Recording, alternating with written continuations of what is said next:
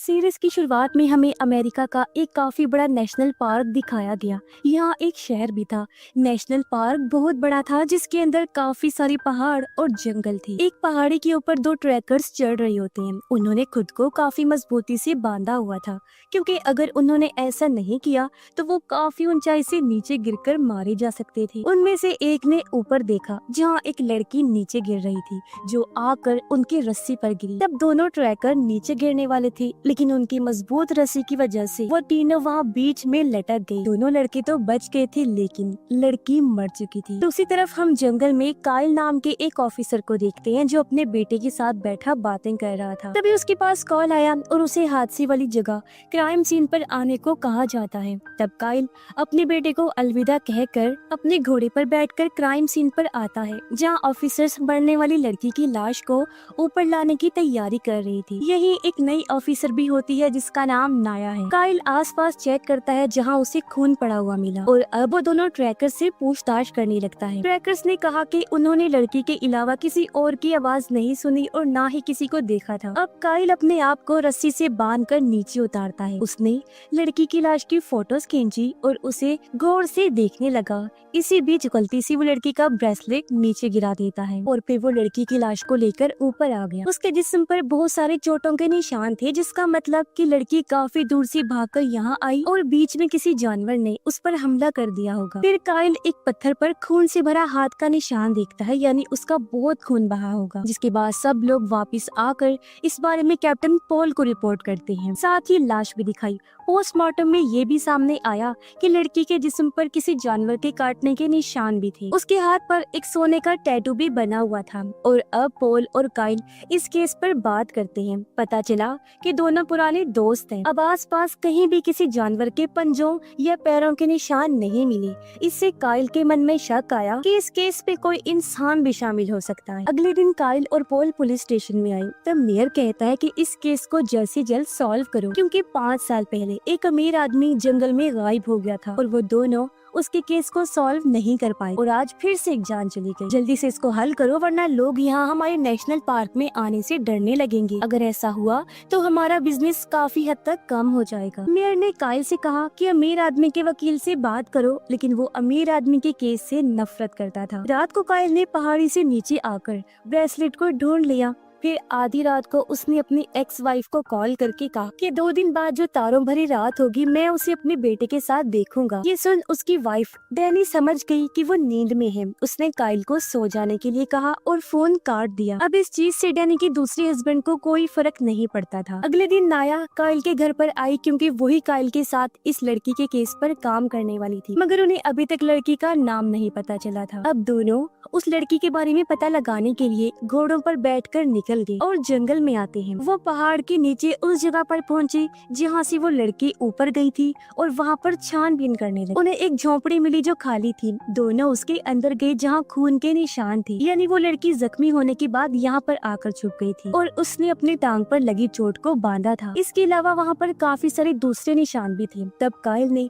उन निशानों की फोटोज बनाई और अब उन्हें पता लगाना था कि क्या वो लड़की उन्हीं के शहर से थी या बाहर से आई थी। फिर वो दोनों आगे बढ़े और काइल ने अपनी तेज नजरों से एक गोली भी ढूंढ ली जो इस लड़की पर चलाई गई। काइल ने डॉक्टर से बात करके कंफर्म किया कि उस लड़की की टांग में सच में गोली लगी थी, यानी वो किसी इंसान से बचकर भाग रही थी। फिर वो दोनों वापस आए जहाँ डैनी भी आई हुई थी। नाया तो पुलिस स्टेशन चली गई और डैनी रात फोन करने के बारे में पूछती है। तब काइल कहता है कि बस ऐसे ही मुझे तुम्हारी याद आ गई। काइल कहता है कि मैं मरने वाली लड़की के केस को लेकर काफी सीरियस हूँ और इसे सॉल्व करना चाहता हूँ। काइल को पता चला कि उस लड़की को किसी ने जानबूझकर मारा था। डैनी उसे कहती है कि तुम्हें खुद को संभालना होगा।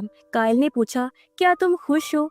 इस पर वो ना में जवाब देती है। घर पे नाया अपने बेटे के साथ खेल रही थी। पता चलता है कि वो दोनों इसी शहर में अकेले रहते हैं। डैनी पॉल को कॉल करके कहती है, काइल का ध्यान रखिएगा। उसने रात को फोन करके खुद को और मुझे भी डिस्टर्ब किया था। पॉल डैनी को उसकी एनिवर्सरी पार्टी में आने को कहता है जो वीकेंड पर थी। काइल निशानों के बारे में सोच रहा था। फिर अगले दिन उसकी मुलाकात यहाँ के लोकल आदमी से हुई जो काइल का पुराना दोस्त है और जंगल की देखभाल करता है। यहाँ काइल उसे भी मरने वाली लड़की के बारे में बताता है। रात में नाया मरने वाली लड़की के कैंप के अंदर फोटोज ढूंढ रही थी जहाँ उसका हस्बैंड धमकी भरे मैसेज कर रहा था कि मैं अपने बेटे को लेने आ रहा हूँ, जिससे वो घबरा गई। काइल रात को अपने बेटे के साथ घर से बाहर बैठकर तारे देख रहा था और तब पता चला कि उसका बेटा तो 6 साल पहले ही मर चुका था। लेकिन काइल आज भी उसे सोचकर, उसे याद करके उससे बातें किया करता था। यहाँ काइल और वहाँ डैनी तारों को देखकर दुखी हो रही थी। तब उसका हस्बैंड उसे संभालता है। इसके बाद हम पास्ट का सीन देखते हैं जहाँ मरने वाली लड़की नजर आई जो जंगल में खुद को साफ कर रही थी और वो पूरी तरह तब ठीक थी। फिर वो अपने बैग को लेकर आगे बढ़ी जहाँ उसके बैग से कुछ ड्रग्स की गोलियां गिर गई और तब उसने अपने बैग को एक जगह पर छुपा दिया। इतने में किसी ने गोली चला दी जो उसकी टांग पर लगी, जिससे वो दर्द में तड़पने लगा। काइल फिर से खोज करने जंगल में गया जहाँ उसे ड्रग्स की गोलियां मिल गईं, जिस पर टैटू जैसा ही कुछ बना हुआ था और तब काइल समझ गया कि ये उसी लड़की का है। दूसरी तरफ एक सेलर लड़का लोगों को सामान बेच रहा था। तब काइल आकर उसकी कार देखने लगा। सेलर उसके पास आया और काइल ने उसकी कार में से नशे वाली चीज निकाली। इस बारे में सेलर से पूछने लगा। तब सेलर कहता है कि ये तो मेरे दोस्त का है। काइल ने उसे ड्रग्स की गोलियां भी दिखाई और कहा कि ये भी तेरी नहीं है और अब मैं तुझे जेल में डाल दूंगा। सेलर काफी डर गया। काइल ने उसे गोलियां कौन बेच रहा है ये बताने के लिए कहा। तब सेलर कहता है कि मुझे इस बारे में कुछ नहीं पता। काइल ने उसे मरने वाली लड़की का फोटो दिखाया। तब सेलर कहता है कि मुझे इस बारे में भी कुछ नहीं पता। काइल ने उसे वो सोने वाला टैटू दिखाया। तब सेलर कहता है कि मैं इस बारे में पता लगाऊंगा, जिस पर काइल उसकी बात मानकर वहाँ से चला गया। अब काइल एक होटल में आकर एक वेट्रेस से मिला जो उसकी दोस्त थी, जिसकी कुछ देर बाद यहाँ पोल भी आ गया। दोनों इस होटल में बैठकर मरने वाली लड़की के बारे में बात करने लगे। मेयर की वजह से दोनों बहुत परेशान थे। अब पोल कहता है कि तुम्हें डैनी को रात को फोन नहीं करना चाहिए और तुम्हें अब उस घर को भी छोड़ देना चाहिए। तब काइल कहता है कि मैं अपनी वाइफ को संभाल लूंगा, आप इस मैटर से दूर रहिए। अब काइल ने डैनी को फोन लगाकर कहा कि तुम्हें मेरी शिकायत पोल को करने की जरूरत नहीं है, जिसमें आज के बाद मैं तुम्हें कभी भी फोन नहीं करूंगा। वो नाराज हो गया था। अमीर आदमी की वकील काइल से बात करने आई क्योंकि उसके केस को हैंडल करने वाला ऑफिसर काइल ही था। वो उसे कई सारे सवाल करती है जिसका ठीक ठीक जवाब वो देता भी है। लेकिन जब वकील ने ये कहा कि जब तुम इस केस को सॉल्व कर रहे थे तो तुम्हारी दिमागी हालत ठीक नहीं थी क्योंकि तुमने अपने बेटे को खो दिया था, तब ये सुनकर वो गुस्सा हो गया और उसे इग्नोर करके घर के अंदर आ जाता है, जहाँ वो अपने बेटे को याद करके दुखी हुआ और सोचता है कि मैंने ही उसकी लाश को नदी में से बाहर निकाला था। कुछ देर बाद नया घर पर आई। उसने बताया कि ऑटोप्सी से उन्हें पता चला है कि वो लड़की नशे में नहीं थी और आगे क्या करना चाहिए। तब काइल कहता है कि हमें कुछ लोगों से बात करनी चाहिए। फिर दोनों 4 घंटे का सफर तय करने के बाद जंगल में उस जगह पहुंचे जहाँ हिपीज रहते हैं, यानी बेघर लोग जो नशे के आदी होते हैं। दोनों आगे बढ़े और हिपीज की हट से बात करने लगते हैं। काइल ने उनके ग्रुप से ड्रग डीलर के बारे में पूछा। तब हिपीज की हेड कहती है कि वो शायद कुछ सुकून लेने जंगल में गया होगा। नाया ने मरने वाली लड़की के बारे में हिपीज की हेड के साथ सभी लोगों को पूछना शुरू किया और उसका फोटो दिखाया। तो वहाँ पर वो समझ गई कि एक लड़की उसे जानती है और नाया उससे पूछताछ करने लगी, लेकिन बाकी लोग आकर उसे रोक देते हैं। तब काइल नाया को लेकर निकल गया क्योंकि उन लोगों से उन्हें खतरा हो सकता था। साथ ही काइल ये भी समझ गया था कि उन लोगों को मरने वाली लड़की के बारे में पता है और खास तौर पर हिपीज की हेड जानती है और उन्हें अब ड्रग डीलर को भी ढूंढना है क्योंकि उससे कुछ पता लग सकता है। फिर हम एक शिकारी डेक्स को देखते हैं जो काइल का दोस्त था और काइल उससे मिलने आया होता है। काइल को डेक्स का जंगल में रहना बिल्कुल पसंद नहीं था। उसने मरने वाली लड़की के बारे में बताया। तब डेक्स कहता है कि हाँ, मैंने उसके बारे में सुना था, लेकिन उस लड़की के बारे में सच में मुझे कुछ नहीं पता। काइल पूछता है क्या तुमने ड्रग डीलर को देखा? तब डेक्स ने मना कर दिया। काइल ने डेक्स की गन को लेकर एक गोली मारी क्योंकि वो मरने वाली लड़की की गोली से इसको मैच करना चाहता था। उसकी यह हरकत डेक्स को बिल्कुल पसंद नहीं आई और काइल वहाँ से निकल जाता है। अब सेलर एक टैटू आर्टिस्ट के पास आकर सोने वाले टैटू के बारे में पूछता है। उसने कहा कि ऑफिसर काइल ने इस बारे में पूछा था जिसमें वो मरने वाली लड़की के जिस्म पर वो टैटू बना हुआ था। जब टैटू आर्टिस्ट कहता है कि वो टैटू मैंने नहीं बनाया और तुम्हें यहाँ से निकलना होगा। तब सेलर बाहर आया और वहीं पर उसे टैटू आर्टिस्ट का मैसेज आया कि इस टैटू के बारे में बात मत करना और यहाँ से निकल जाओ। तब सेलर ये सुनकर चौंक गया। रात में सेलर अपने घर का सामान लेकर कार में आया, तब पीछे से किलर ने आकर गला दबोच कर उसकी जान ले ली। अगले दिन पॉल के घर पर पार्टी चल रही थी जहाँ पुलिस स्टेशन के सभी लोग आए थे।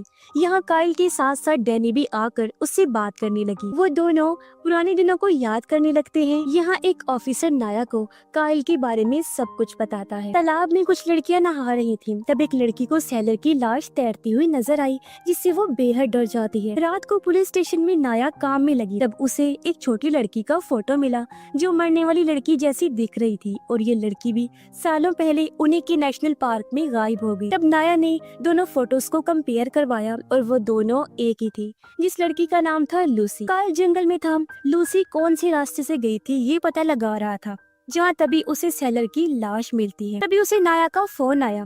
बताया गया कि मरने वाली लड़की का नाम लूसी था। अब हमें लूसी का पास्ट नजर आया, जिसमें वो अपनी माँ के साथ थी और दोनों बातें कर रही थी।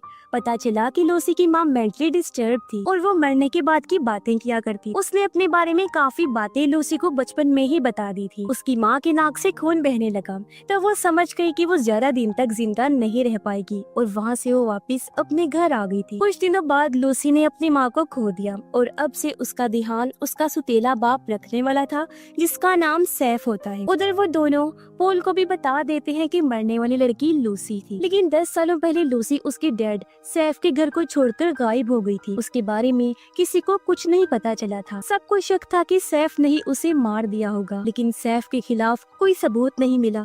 और तब नाया ने सैफ के बारे में पूछा। काइल कहता है कि उसे लूसी का खूनी समझकर किसी ने जान से मार दिया था, मगर उसके खिलाफ सच में कोई सबूत नहीं मिला था। काइल लूसी के भाई के बारे में बात करता है कि हमें उससे बात करनी होगी। फिर काइल बाहर आया, तब उसे वहाँ पर डैनी मिली। वो कहती है, मैंने तुम्हारी पॉल से कंप्लेन नहीं की थी, बस मुझे तुम्हारी फिक्र हो रही, और तुमने मुझे पूछा था क्या मैं खुश हूँ, तो सच ये है कि मैं खुश नहीं। मैं हमारे बेटे को बुलाने की कोशिश करती हूँ, लेकिन मैं ये नहीं कर पा रही, और काश मैं एक अच्छी माँ बन पाती। तब ये सुनकर काइल भी इमोशनल हो जाता है। काइल उसे कहता है कि लूसी के केस में मुझे डेक्स पर भी शक है। तब डेक्स का नाम सुनकर डैनी चौंक गई और फौरन वहाँ से निकल जाती है। तब वहाँ नाया आ गई और ये दोनों लूसी के भाई के पास जाने के लिए निकल गई। ये जब अंदर गई तो वहाँ पर एक लड़का उसे देखकर भाग गया। तब काइल ने उसका पीछा किया और उस लड़के ने काइल को पकड़कर लड़ना शुरू कर दिया। वो मारता भी है, लेकिन नाया उसे गन पॉइंट पर पकड़ लेती। पता चला कि यही लूसी का भाई है। काइल कहता है, हम पुलिस वाले हैं। फिर दोनों ने उससे लूसी के बारे में पूछा। वो कहता है कि वो सालों पहले गायब हो गई थी और उसके बाद मुझे आज तक इस बारे में कुछ नहीं पता चला। पिछले 10 सालों में हम कभी भी नहीं मिले हैं। तब नाया ने बताया कि वो मर चुकी। लूसी का भाई चौंक गया। फिर काइल ने लूसी के ड्रग्स के बारे में पूछा। उसने फिर कहा कि मैं नहीं जानता। फिर वो दोनों वहाँ से निकल गए, जिसमें काइल को अभी भी जानना था कि लूसी के साथ 10 साल पहले किया हुआ होगा। और अब नाया को लगा कि शायद उसके डैड और भाई के बर्ताव की वजह से वो घर छोड़कर चली गई होगी। दोनों वहाँ से निकलने लगे। तब काइल ने नाया के बारे में पता लगा लिया था कि उसके हस्बैंड के ऊपर ड्रग्स की चोरी का इल्जाम लगा था और इसी वजह से वो पुलिस स्टेशन में सस्पेंड हो चुका था। काइल अपने बारे में बताता है कि मुझे नेचर, कुदरत की खूबसूरती के साथ रहना पसंद है। यही वजह है कि मैं यहाँ नेशनल पार्क में रहता हूँ। दोनों जब वापिस आए तब मेयर से सब रिपोर्टर सवाल पूछ रहे। तब काइल ऑफिस में आया और एक ऑफिसर ने बताया कि मीडिया वाले अब लूसी के बाद सेलर के मरने से भड़के हुए हैं और काफी सवाल पूछ रहे हैं। रात को घर पर काइल लूसी और सेलर की फाइल्स को देखना शुरू करता है। उसे दुख था कि मैंने इस केस में सेलर को इन्वॉल्व किया और वो बेचारा मारा गया, और अपने बेटे के मरने की बात काइल को जिंदगी नहीं चाहिए। अगले दिन काइल और लोकल आदमी साथ में थे। काइल ने उसे बताया कि लूसी मर चुकी है। तब वो चौंक गया क्योंकि उसे लगा था कि सैफ ने लूसी को सालों पहले ही मार दिया था। काइल कहता है कि सबको यही लगता है और लूसी इसी शहर में ही पैदा हुई। फिर वो दोनों सैफ के घर पर आए जहाँ एक आदमी अब रह रहा था। काइल ने बताया कि यहाँ पर लूसी मर चुकी है जो सैफ की बेटी थी।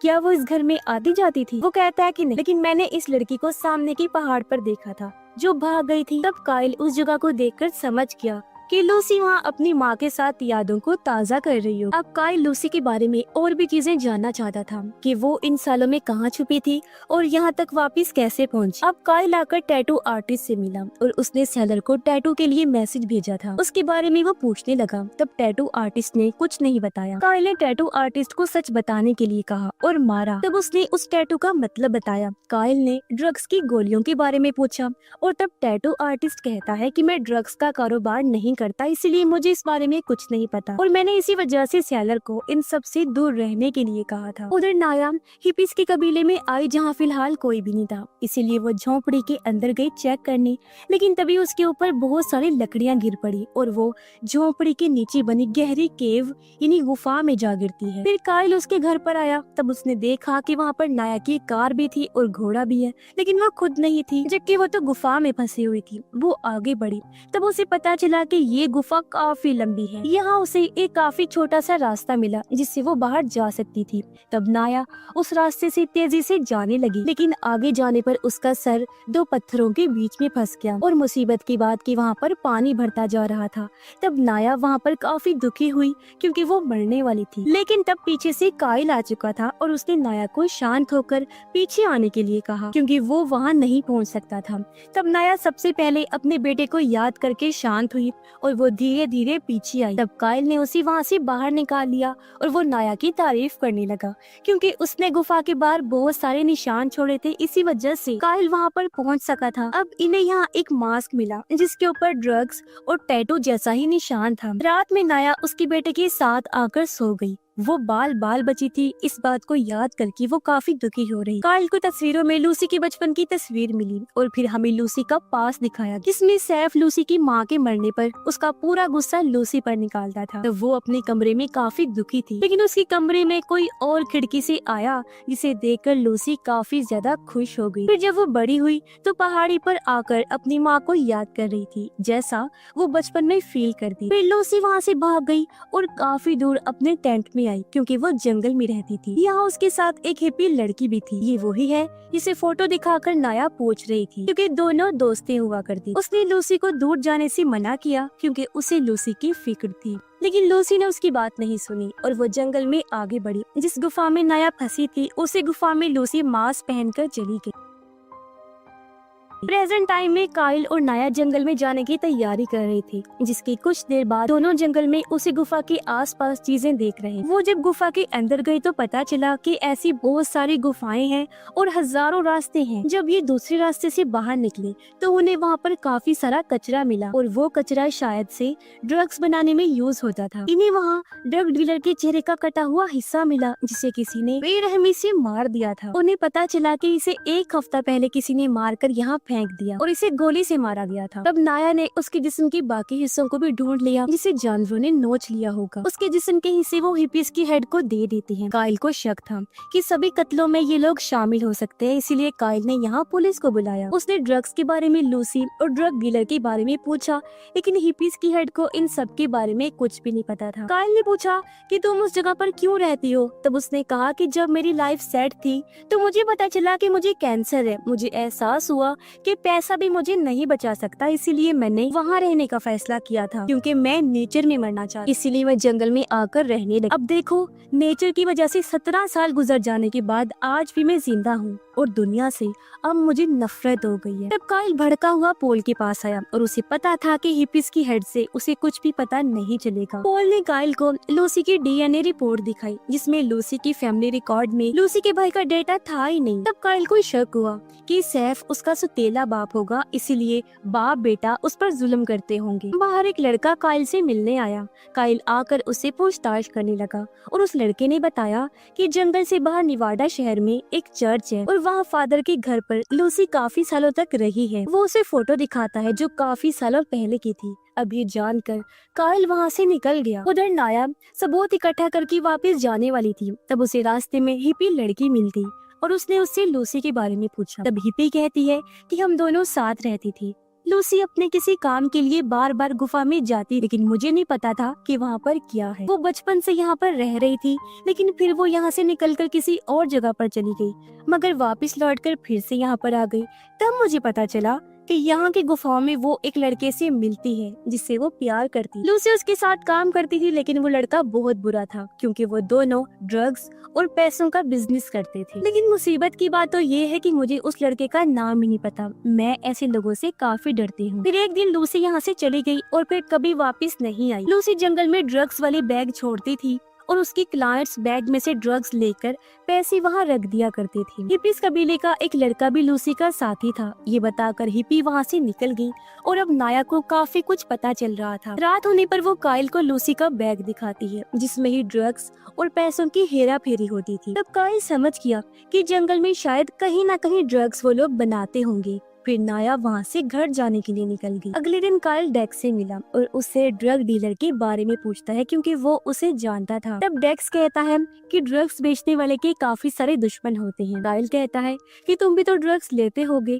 तब डेक्स ने मना कर दिया और कहता है कि नशे वाली चीजें बिजनेस के लिए अच्छी है लेकिन सेहत के लिए बिल्कुल नहीं, और मुझे इस केस से जुड़ी किसी भी बात के बारे में कुछ नहीं पता। नाया जब घर पहुंची तो वहाँ उसका हस्बैंड आ गया था जिसे देखकर वो डर गई।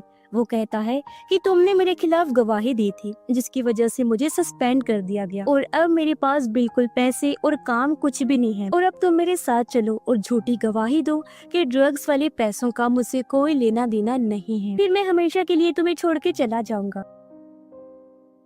नाया कहती है तुम्हारी जॉब तुम्हारी रिश्वत लेने की वजह से गई थी, इसमें मेरी कोई गलती नहीं है। तब वो धमकी देता है कि मैं हमारे बेटे को हमेशा के लिए अपने साथ ले जाऊंगा। तब नाया ने उसकी बात मान ली और वो कल सुबह उसके साथ जाने को तैयार। लेकिन ये नाया की चाल थी क्योंकि वो कुछ ही देर बाद अपने हस्बैंड को चकमा देकर बेटे को लेकर भाग जाती है। दूसरी तरफ डेक्स काइल से पूछता है कि लूसी को गोली कहाँ लगी थी। तब काइल ने पूछा क्या तुम लूसी को जानते हो। इस पर वो हंसने लगा। तब काइल कहता है कि अगर तुम इसमें शामिल हुए तो मैं तुम्हें नहीं छोड़ूंगा। तब डेक्स कहता है फिर तो तुम्हारे राज भी बाहर आ जाएंगे। इतनी ही देर में यहाँ पोल भी आ गया। जब उसे पता चला कि दोनों के बीच कुछ ठीक नहीं चल रहा तो वो काइल को लेकर निकलने लगा क्योंकि डेक्स उसे डैनी और उसकी होटल वाली दोस्त का नाम लेकर चिढ़ा रहा था। बाहर आकर पोल कहता है कि तुम इस केस को और अपने बेटे की मौत को लेकर पागल हो रही हो और तुम्हें इस शहर को छोड़कर निकलना होगा। तब काइल कहता है मैं लूसी को इंसाफ दिलाने के बाद यहाँ से जाऊंगा। पॉल ने काइल को शांत होने के लिए कहा और पूछा कि तुम्हारे और डेक्स के बीच में क्या प्रॉब्लम है। तब काइल कहता है कि हमारे बीच में ऐसी कोई बात नहीं है। कुछ देर बाद काइल घर आया। तब उसे वहाँ पर नाया और उसका बेटा मिला जो अपने हस्बैंड से बचकर यहाँ पर आकर छुपी थी। तब उनके आने से काइल को अच्छा लगा, लेकिन वो अपने बेटे के खिलौने को हाथ नहीं लगाने दे रहा था। उधर कुछ देर बाद पुलिस वालों ने सिर्फ लूसी के साथी को छोड़ा। वो चुपचाप गुफा के पास आया और मास्क पहनकर गुफा के अंदर घुसा और अपने खुफिया ड्रग के अड्डे पर पहुंचा जहां उसका बॉस भी था जिसका नाम पैब्लो था। यहाँ पता चला कि पैब्लो ने ही सैलर लड़के को मारा था, जो चीज उसकी माँ से पता चलती है। फिर लूसी का साथी गुफा से बाहर निकला। तब उसे बाहर काइल और नाया ने पकड़ लिया। दोनों गुफा में जाकर सभी गुंडों को पकड़ना शुरू कर देते हैं। उनके आगे बढ़ने पर अंदर गोलीबारी शुरू हो गई। एक गुंडा वहाँ बॉम्ब फेंककर काफी बड़ा धमाका कर देता है जिसमें पैब्लो बाकी गुंडों के साथ गुफा में और अंदर घुस गया। तब काइल और नाया ने आकर काफी सारे गुंडों को मार दिया और पैब्लो को वहाँ पर पकड़ लिया। अब मेयर इस कामयाबी का सारा क्रेडिट खुद को देते हुए मीडिया के सामने खुद को हीरो कहने लगा। काइल और नाया को वहाँ पर ड्रग्स का शिकार बनी हुई कुछ लड़कियों की लाशें मिली जिनके सामान से उन्हें लूसी का बैग मिला जिसमें उसके कपड़े और फोटोज थी जिन्हें लेकर वो बाहर आ जाते हैं। कुछ देर बाद नाया अपने बेटे को संभालने लगी और डैनी काइल का इलाज करने लगी जिसमें वो खुश थी कि पता चल गया है कि शायद ड्रग्स माफिया ने ही उसे मारा होगा। तब काइल कहता है कि हाँ वो उनके लिए काम करती थी तो हो सकता है, लेकिन हमें इस चीज की वजह भी ढूंढनी होगी। और अब फिर से दोनों निकल जाते। काइल पुलिस स्टेशन आकर पैब्लो से पूछताछ करता है मरने वाले लोग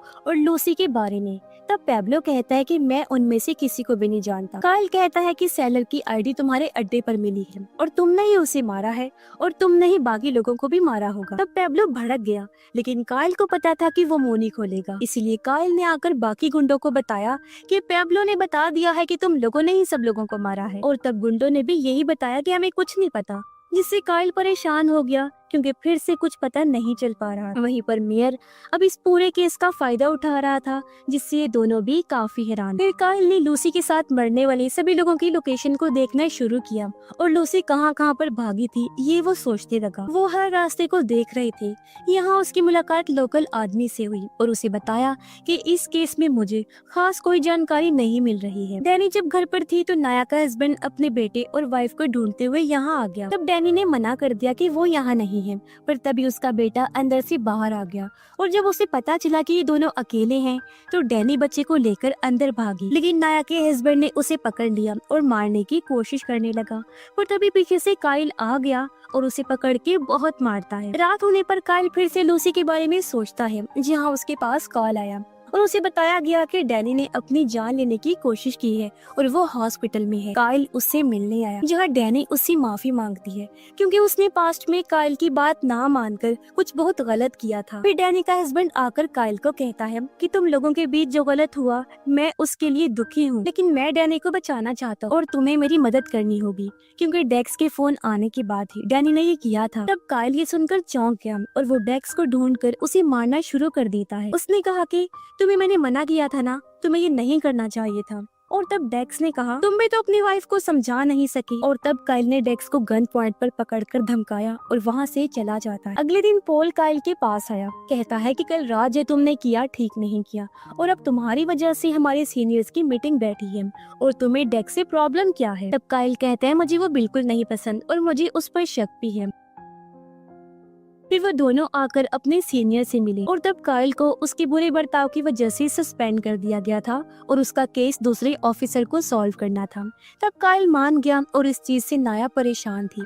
काइल ने कहा मैं हमारे साथी को सारी जानकारी दे दूंगा। फिर वो वहाँ से निकलने लगा। इस वजह से लोकल आदमी भी काफी परेशान हुआ। फिर वहाँ पर ऑफिसर्स आए और काइल ने सारे केस की फाइल्स उन्हें दी। काइल को लूसी का फोन भी मिला जिसे वो अपने पास रख लेता है और उसने फोन से इस केस को सॉल्व करने का फैसला किया। उसने फोन देखा जिस पर पासवर्ड लगा हुआ था। तब उसने अपने दोस्त की मदद ली और लूसी की लाश को निकालकर उसकी फेस आईडी से फोन को ऑन कर लिया। काइल फोन में बहुत सारी फोटोज और वीडियोस देखने लगा। एक फोटो में उसे लूसी का दोस्त दिखाई दिया जो और कोई नहीं बल्कि डेक्स ही था और अब ये देखकर काइल सभी चीजें समझने लगा। इस बारे में उसने नाया को बताया और अब वो जंगल में जाने वाला था। फिर काइल ने डैनी को भी फोन करके डेक्स के बारे में बताया जिसमें वो डेक्स को पकड़ने वाला था और शायद उसने लूसी को मारा था। जैसे ही वो डेक्स को पकड़ेगा तब डैनी और काइल का राज भी खुलने वाला है। इस पर डैनी कहती है मैं इस चीज के लिए अब पूरी तरह से तैयार। फिर काइल अपना घोड़ा लेकर आगे बढ़ा और डेक्स के अड्डे पर जाकर उसे ढूंढने लगा, लेकिन वो वहाँ पर नहीं था। और तब अचानक डेक्स काइल को गोली मारकर जख्मी कर देता है। डेक्स ने आकर काइल को देखा जो वहाँ से भाग गया था। दोनों एक दूसरे का पीछा करने लगे और वहाँ पर गोलीबारी चल पड़ी जो रात तक होती रही। डेक्स समझ गया कि काइल आस पास ही छुपा होगा। तब वो कहता है तुम्हें मेरे रास्ते में नहीं आना चाहिए था। काइल ने उस पर गोली चलाई लेकिन उसकी गोलियां खत्म हो चुकी थी और उसकी गन की आवाज से डेक्स ने काइल को पकड़ लिया और कहता है तुम्हें पता है कि अगर तुम मुझे पकड़ने आए तो मैं तुम्हें मार दूंगा और अब तुम्हें मरना होगा। फिर डेक्स काइल को गोली मारने वाला था। तब एक गोली चली जिसमें नाया ने आकर डेक्स को वहीं पर मार दिया और नाया ने देखा कि वहीं पर काइल बेहोश हो चुका है। अब जब काइल होश में आया तो वहाँ पर पॉल काफी खुश था और उसने बताया कि डेक्स ने ही लूसी को मारा होगा और अब ये केस खत्म हो चुका है। नाया भी काइल को देखकर काफी खुश थी। काइल ने उसका शुक्रिया अदा किया कि मेरी जान तुमने बचाई और एक बेहतरीन तरीके से इस केस को हल किया। तब नाया कहती है कि लूसी और डेक्स साथ में काम करते थे और इन दोनों के बीच में प्यार भी था। इसी वजह से मैंने डेक्स के घर के चारों तरफ तलाशी ली। तब मुझे काफी सारे गन्स और पैसे भी मिले और शायद इनमें से एक गोली लूसी को लगी होगी, लेकिन वो गन अभी तक मुझे नहीं मिली। पॉल ने डैनी को डेक्स के मरने और काइल को बचाने के बारे में बताया। तब डैनी काफी खुश हुई और ये चीज उसके हस्बैंड ने भी सुन ली। वो पूछता है कि क्या हुआ। तब डैनी ने बताया कि काइल बच तो गया है लेकिन मुझे तुम्हें एक राज बताना है, जिसके बाद शायद तुम मुझे छोड़ दोगी, लेकिन मुझे अब फर्क नहीं पड़ता। असल में कुछ सालों पहले मेरे बेटे को उसी अमीर आदमी ने मार दिया था इसके बारे में हमें कभी भी पता नहीं चलने वाला था। लेकिन डेक्स, जो कभी काइल का साथी हुआ करता था, उसने जंगल में कुछ कैमरा सिक्योरिटी के लिए लगवा दिए और उनमें से एक से हमने देखा कि अमीर आदमी हमारे बेटे को बहाने से जंगल में लेकर गया और वहाँ उसे मार दिया। तब ये चीज हमें डेक्स ने बताई। वो अमीर आदमी को मारने को भी तैयार था, लेकिन काइल ने मना कर दिया क्योंकि वो कानूनी तौर पर उसे पकड़कर जेल में सजा दिलवाना चाहता था। लेकिन हमें पता था कि वो आदमी क्योंकि काफी अमीर है तो अदालत से वो बच जाएगा। लेकिन फिर भी काइल इस चीज के लिए नहीं माना। तब मैंने डेक्स को पैसे देकर अमीर आदमी को मार देने के लिए कहा। डेक्स ने अमीर आदमी को तड़पा तड़पा कर मार दिया और उसकी लाश को हमेशा के लिए गायब करवा दिया। और ये चीज फिर काइल को जब पता चली तो वो मुझसे नाराज हो गया और उसने शराब पीकर अपनी जिंदगी बर्बाद कर ली और मुझे भी छोड़ दिया। और शायद अब तुम भी मुझे छोड़ दोगी। डेक्स का खात्मा हो चुका है, इसीलिए मैं सब तुम्हें बता रही हूँ और आगे क्या करना है तुम पर छोड़ती हूँ। जो सुनकर उसका हस्बैंड काफी परेशान हो गया। दूसरी तरफ सभी लोग नाया की तारीफ करने लगते हैं, जिससे वो काफी खुश थी। पर अब उन लोगों को डेक्स के ड्रग्स के बिजनेस के बारे में पता लगाना था कि वो कहाँ तक फैला हुआ है। रात होने पर डैनी आकर काइल से मिली, कहती है मुझे अब कुछ नहीं हो सकता। तब काइल कहता है कि मुझे अभी भी हमारा बेटा नजर आता है, मैं कभी उसे भूल नहीं पाया और नहीं भूल पाऊंगा। हम साथ में खेलते हैं और मुझे इस चीज से फर्क नहीं पड़ता कि ये गलत है, क्योंकि ये चीज मुझे खुशी देती है और मैं वादा करता हूँ कि अब मैं अपनी जिंदगी को बदलने की कोशिश करूंगा। रात को काइल तालाब के पास बैठा हुआ था, जहाँ लोकल आदमी आकर शराब पीने लगा। काइल बताता है कि मैंने शराब छोड़ दी है और मुझे लूसी की लाश चाहिए ताकि हम उसे दफन करें और उसकी आत्मा को सुकून मिल सके। तब वो कहता है तुमने लूसी के केस में पहले भी काफी ज्यादा मेहनत की थी, लेकिन अब तुम्हें इन चीजों को छोड़ना होगा। तब काइल कहता है कि मैं इस बारे में सोचूंगा, क्योंकि वो अभी भी लूसी के बारे में सभी चीजें जानना चाहता था। इसलिए काइल ने अगले दिन पॉल को बताया कि मैं निवाडा में जा रहा हूँ और वहाँ जाकर ही शायद मुझे कुछ पता चलेगा। अब पॉल इस चीज के खिलाफ था, लेकिन काइल वहाँ से निकला और निवाडा के चर्च में पहुँचा, जो बर्बाद हो चुका था।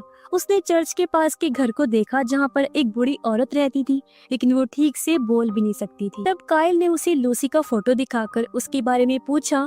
तब औरत कुछ भी नहीं बताती। घर को चेक करते हुए काइल नीचे बेसमेंट में आया और उसे पता चला कि वो लोग यहाँ पर बच्चों को कैद करके रखते होंगे। यहाँ उसे वही निशान दिखे जो लूसी ने झोपड़ी में भी बनाए थे। बूढ़ी औरत बताती है कि इस जगह को मेरा हस्बैंड चलाया करता था और मेरी बेटी भी कभी कभी यहाँ आती थी। काइल एक बार में बूढ़ी औरत की बेटी से आकर मिला और उससे लूसी के बारे में पूछा। तब उस लड़की ने बताया कि मेरे डैड चर्च की फादर थी और वो चर्च के नाम पर बच्चों को पालती थी, जिसमें वो गवर्नमेंट और कई बार बच्चों के मॉम डैड से भी पैसे लेकर बच्चों को चर्च में कैद रखती थी। सबको लगता था कि मेरे डैड काफी अच्छे थे, लेकिन वो पैसे लेकर बच्चों को काफी कम खाना देते और उन्हें बेसमेंट में बंद करके उनका ध्यान नहीं रखते। फिर वो कहती है कि लूसी भी यहाँ पर रहती थी, लेकिन वो बहुत रोती थी और मेरे डैड से बहुत नफरत करती। उसने धमकी दी थी मेरे डैड को कि मैं पुलिस वाले की बेटी हूँ जो आकर तुम्हें पकड़ लेगा, लेकिन फिर एक दिन वो भाग गई। और अब ये सुनकर काइल चौंक जाता है। वो पॉल को फोन करता है और इस केस को सॉल्व करने में मदद मांगता है। कुछ घंटों के बाद वो दोनों तालाब के पास मिले। पॉल ने काइल से पूछा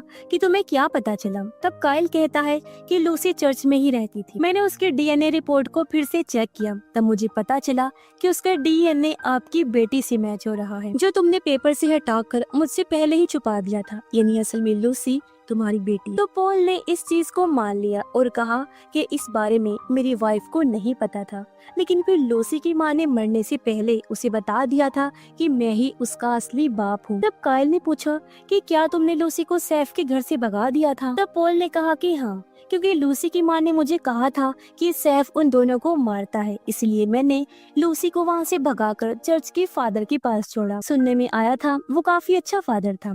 फिर मैंने सैफ को फंसाने की कोशिश की, लेकिन इसी बीच किसी ने उसे मार दिया। तब काइल कहता है कि तुम उसे लेने वापस क्यों नहीं गई। फादर और उसकी फैमिली बच्चों को काफी मारते पीटती। तब पॉल कहता है कि मुझे अपनी फैमिली को भी तो देखना था ना।